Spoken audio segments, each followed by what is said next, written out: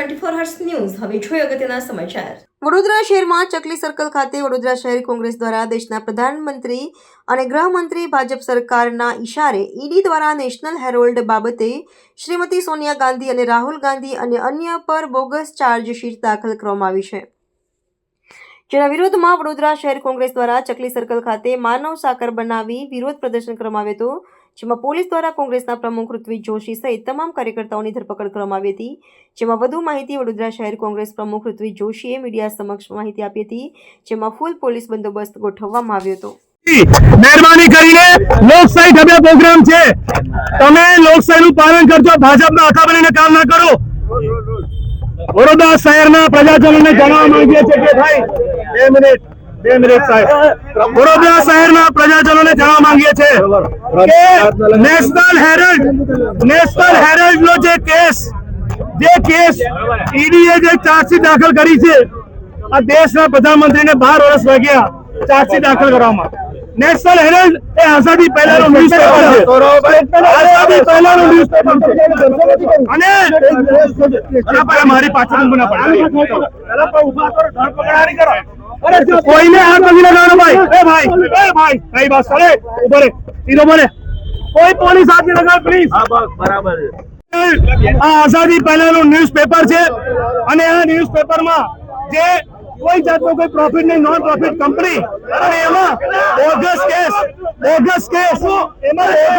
કરીને જે અમારા નેતાઓ પર કેસ કર્યા છે એને સખત દબાવવા વખોડીએ છે।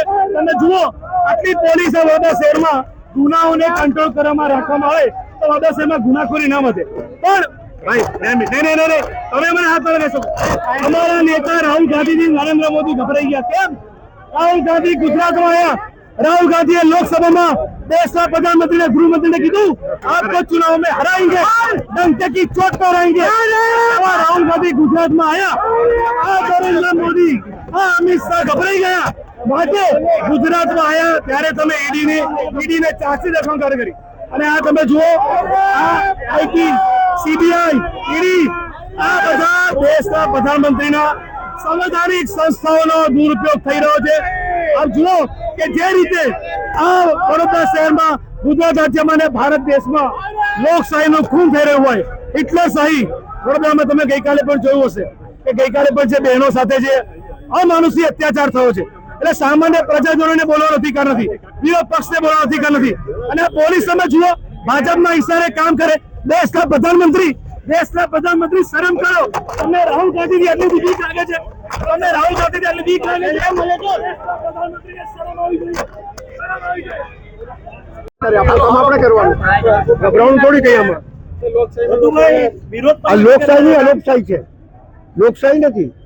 લોકશાહી હોય તો કોઈ ઇન્સિડન્ટ એવું બને, મારામારી હોય, આવું તેવું હોય તો પોલીસ પકડે, એનો કોઈ વાંધો નથી, પણ આ તો આવો ને પકડો એ થોડી ચાલે। કઈ ભાઈ ગાડી છે તમારી પાસે કે મારી ગાડી આવું